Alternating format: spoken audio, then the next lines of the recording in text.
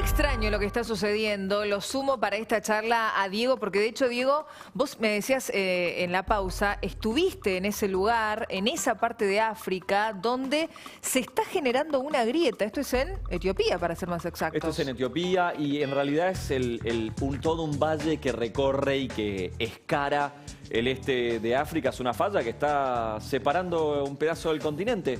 Y ahí puede surgir un océano. Y ahí va a surgir un océano, según calculan los geólogos. Millones de años. A ver, hablando de eso, le vamos a dar la bienvenida a Andrés Folguera. Él es doctor en geotectónica. Andrés, bienvenido a Más Info. ¿Cómo te va? Aquí Viviana y Diego. ¿Qué tal? Buenas tardes, ¿cómo están? Un placer que estés con nosotros. Bueno, primero, ¿quién se dio cuenta de esta grieta, de esta falla, que en principio no parece ser tremenda, 56 kilómetros? Es mucho más grande, la falla tiene cientos de kilómetros y lo que estamos viendo ahí es la expresión de la última ruptura de esa falla. O sea, un segmento particular que se rompió hace relativamente poco tiempo. ¿Y por qué se rompe? La falla, ¿por qué se rompe? Bueno, es una buena pregunta esa. Si ponen la segunda diapositiva que yo les envié, a ver, por debajo de África, África es un continente bastante particular, porque hay grandes volúmenes de rocas semifundidas que están ascendiendo desde el núcleo, están ascendiendo como grandes columnas de material e impactan contra la base del continente. Es el único continente al cual le pasa esto. Ningún otro continente sufre el efecto del impacto de material fundido que viene desde el núcleo, impactando en la base del continente africano. Y lo que estamos viendo ahí en la imagen es una serie de fracturas producidas por el alzamiento. Cuando se levanta África producto de ese impacto, se rompe, se agrieta y en una serie de fracturas, y acá estamos viendo una de ellas, y una fractura reciente de uno de estos procesos.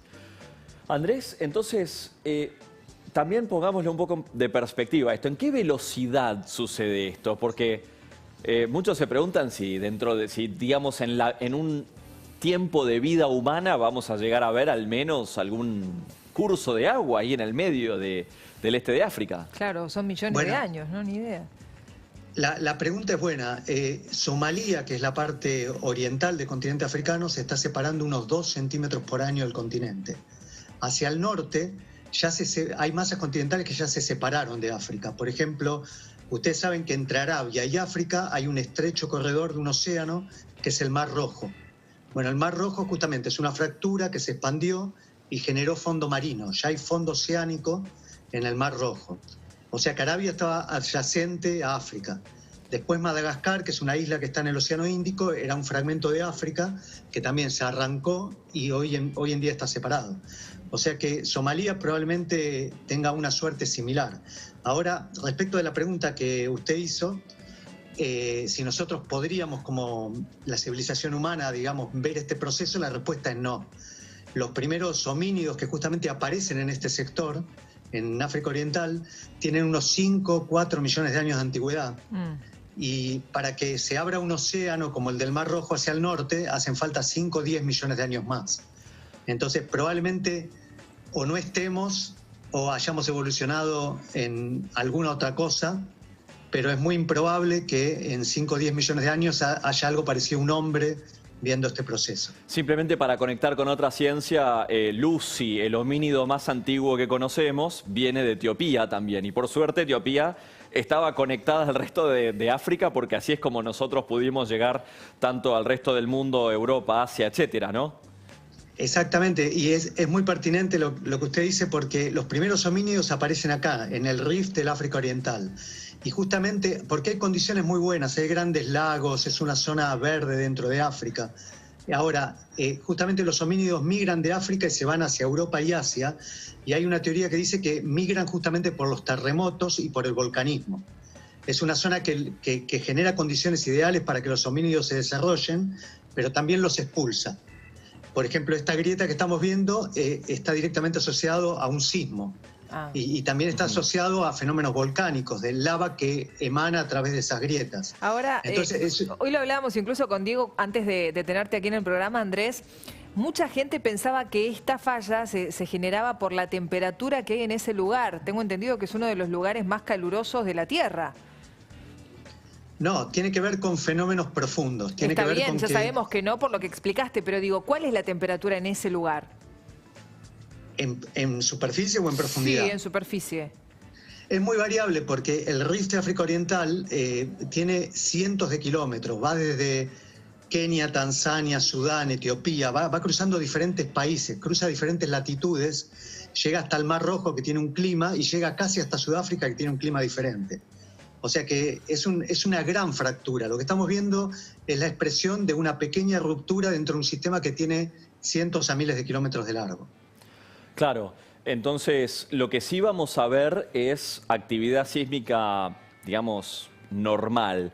Según las observaciones y la ciencia que hay en este momento, y puede que no tengamos la información, ¿podemos ver un movimiento sísmico que se incrementa? O sea, ¿la situación para la gente que vive ahí se empeora sísmicamente hablando? No es que se va a empeorar sísmicamente hablando, es una zona muy sísmica en la cual, como estamos viendo, se abren fracturas asociadas a sismos, eventualmente sale lava a través de las fracturas, o sea que las poblaciones en algún punto están acostumbradas a estos fenómenos, pero por otro lado hay que decir que son países pobres, sociedades pobres, poco organizadas, que cada vez que uno de estos fenómenos ocurre puede generar un gran descalabro social. Porque muchas muertes tienen que ver con la falta de asistencia social después de estos grandes eventos. O sea que las sociedades sufren este proceso, lo sufren en carne propia. Claro, qué difícil, Claro. ¿no? Porque, Andrés, por último, antes de despedirte breve, mientras vemos esas imágenes y hasta que, como vos decís, pueden pasar millones y millones de años para que allí haya un océano, ¿en esa grieta se siguen haciendo estudios todo el tiempo? Sí, el Rift de África Oriental es uno de los sitios principales de atracción de las comunidades científicas, de los geólogos de todo el mundo. Hay muchísimos consorcios, universidades, porque no hay una fractura del tamaño como esta de África Oriental.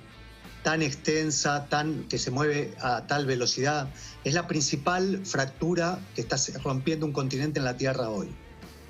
Bien, por otro lado, me gustaría explorar otras cosas, porque vos hablaste de la situación social, los problemas que hay en esta parte del mundo.